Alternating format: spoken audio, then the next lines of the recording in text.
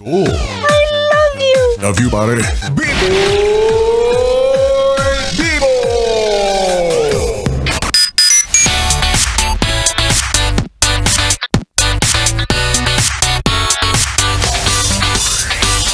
Yes, friend! Kasama mo na ang bibi mo sa radyo.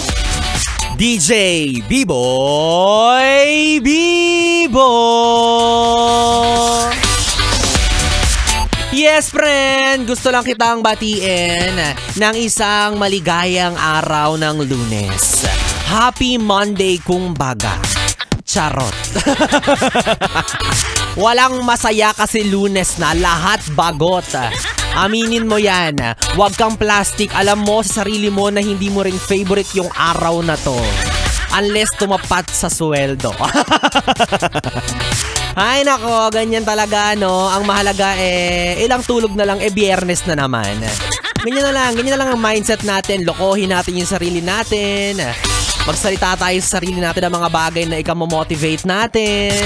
O, diba? Kagaya niyan. Sabi ko nga, diba, ilang tulog na lang, biyernes na ulit. Kaya wag ka nang magalit, ha? Diba? Kasi aminin nyo, no? Medyo bagot tayo sa buwan na to kasi walang exciting eh. Walang nilulook forward sa buwan ng October kasi walang holiday. Ano ba naman yan? Pwede bang gawa ng holiday tong buwan na to? Kasi wala, boring eh. Hindi makakapag-leave. Lalo na yung mga paubos na yung leave, lalo na 'di ba patapos na ang taon. For sure, karamihan sa atin naubos na yung mga leave credits. Pati nga sick leave ginagamit na pang outing. 'Di ba? Ang tumal, walang holiday, walang nilook forward. 'Di ba? Bukod pa sa pahinga kasi pag holiday, meron din tayong double pay. Kaya alam niyo, ang sarap-sarap talaga pag merong ganyang araw. Tapos yung iba dyan, hindi ko napapangalanan, sinasuggest pa na bawasan raw ang holiday. Huy! Kala mo nakakalimutan na namin yun Lalo ba ngayon, filing ng COC. Kaya kayo piliin nyo na maigi yung mga ibobota ninyo. Kasi sabi niya, unlike daw other countries, nagiging incompetitive daw tayo. Ay, wow! Incompetitive daw. Lahat nga kami pagod araw-araw. Anong incompetitive doon? Lahat nga kinakalaban namin, pati gutom.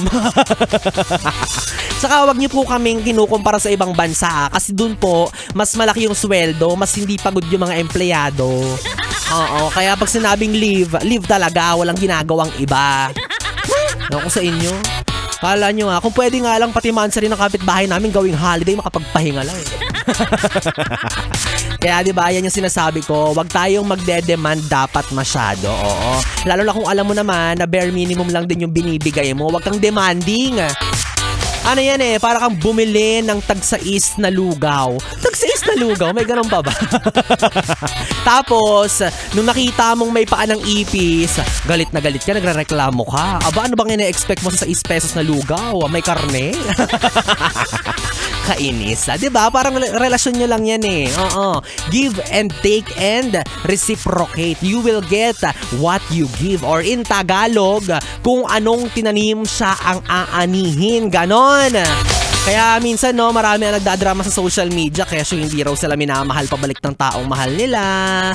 'Di ba? Parang ikaw, affected ka na bare minimum lang ibinibigay sa'yo, hindi naman pala kayo. Sira ulo ka. Well, anyways mga yes friend, kung bibigyan ka na ngayon kapiling DJ B-Boy Bibo, ang DJ na single, ready to mingle, basta walang label. Pwede mo akong makatabi hanggang mamayang alas 12 para sa ating BB Time. Dito pa rin at dito ka lang sa istasyong No Problem, ang 101.1 Yes FM Solid.